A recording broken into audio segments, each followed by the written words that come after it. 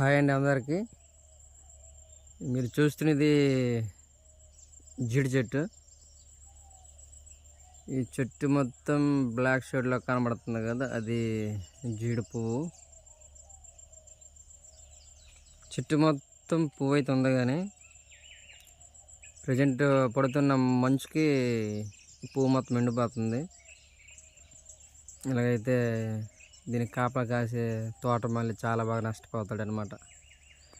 ఈ నల్లగున్న పువ్వు మొత్తం పెక్కై పొండై మళ్ళీ ఇది ఎమ్మిన దాకా ఉండాలంటే కంపల్సరీగా వర్షం అనేది చాలా బాగా పడాలి. వర్షం పడకపోతే ఈ పువ్వు మొత్తం వేస్ట్. ఆ కాపలా కాసిన కాపలాదారుడు నష్టపోతాడు అనమాట. మీరు వర్షం పడాలని కోరుకోండి.